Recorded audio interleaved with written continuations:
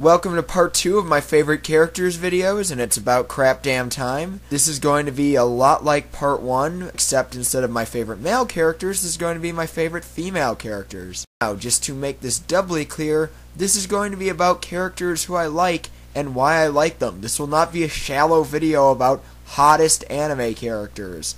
I'm not going to waste my time or yours with something like that. So instead, why don't we get going with number 5. Haruhi Suzumiya from The Melancholy of Haruhi Suzumiya. Psych. Actual number 5. Haruhi Fujioka from Ouran High School Host Club. I don't like harem anime. I don't like reverse harem anime either, mostly because both shows fall under the same basic problem.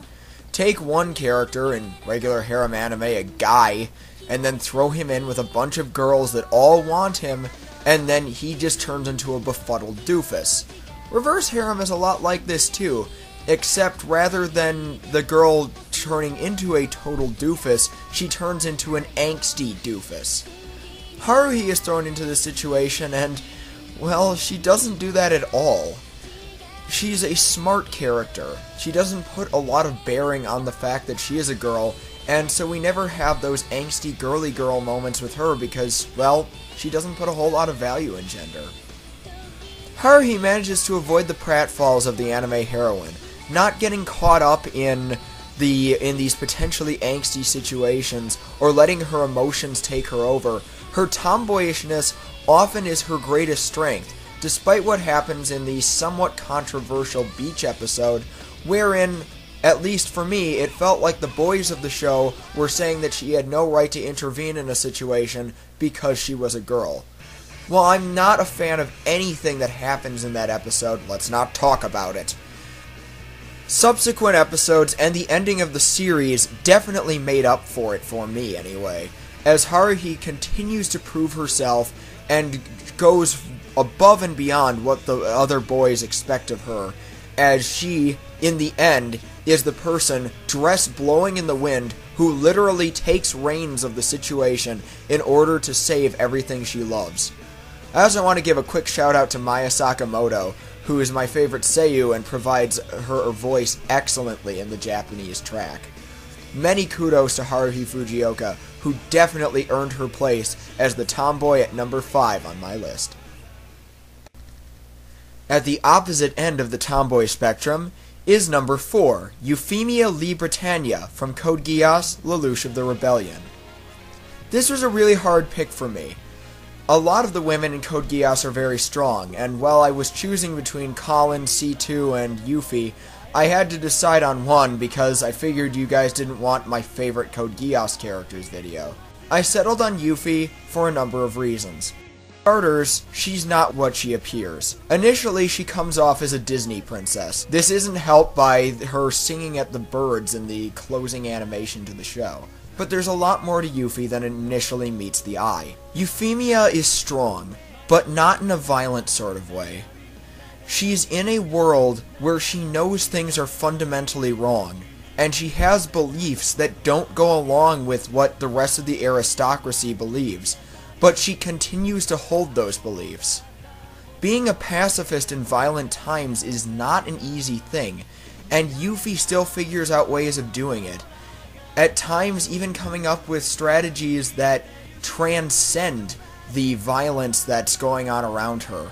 I also think that her romance with Suzaku is something that was brilliantly handled and legitimately moving in most of the scenes that portray it. The biggest thing for Yuffie, though, is that she figures out how to do what Lelouch wants to do, but without shedding the blood. And because of that, even Lelouch is stumped.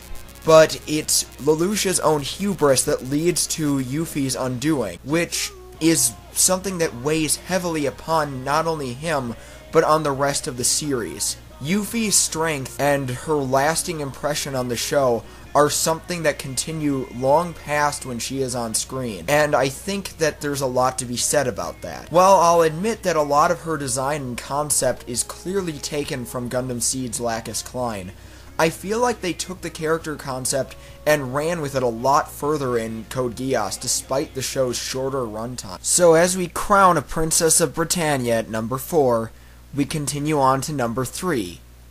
Saya Otonashi from Blood Plus. Summing up this character is going to be hard, but I'll start by saying this. For a progenitor of a group of vampires who was born in the 1830s, Saya is a very human character. The thing that I like to note about Saya is that she's a character who I always buy what she's going through. When we first meet her, she seems like a regular high school kid. Athletic, has a pretty good family life, cares about everyone in her family, and is getting along pretty well. When these horrible blood-sucking monsters come trying to kill her and everyone else, understandably her life is turned upside down. And despite the fact that there's a bunch of people claiming that she should be able to butcher them with a samurai sword, she's not entirely convinced of this. And I can't really blame her. The way that Saya's pathos is handled is really slow, mostly because of the pacing of the show. But in a way it makes her very believable. When Saya finally does accept the weight of the world on her shoulders and starts kicking ass though, damn is it cool. There's some great action sequences that this girl goes through, and wow, it's so awesome to see an anime girl who can kick ass, look good, and not be reduced to fan service at any point during all this. Saya is a fantastic character. The way that she handles situations, the way she deals with her family, the romantic situations that they put her in.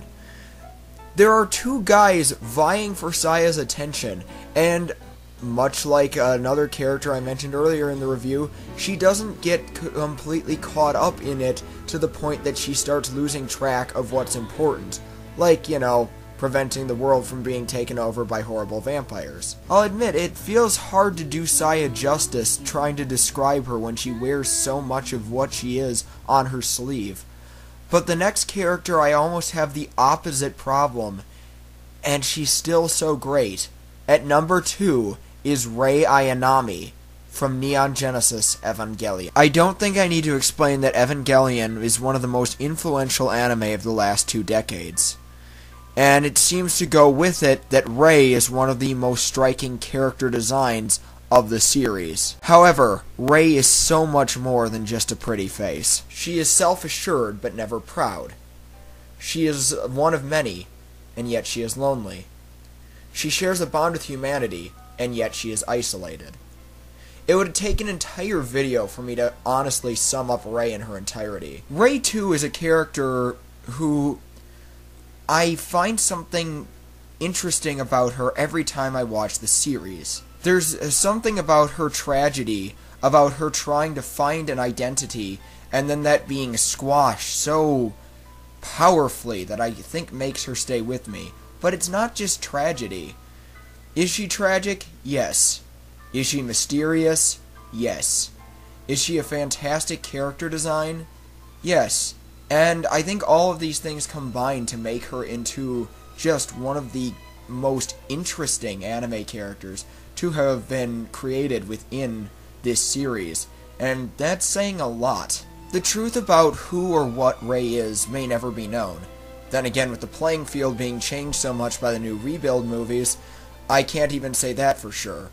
But what I can say is that Rei is definitely a character who has earned her place at number 2. And finally, the last of my favorite character list, female edition, is, at number 1, Yumiko Reedman from Read or Die. When I think about Yumiko Reedman, the first word that comes to mind is fun.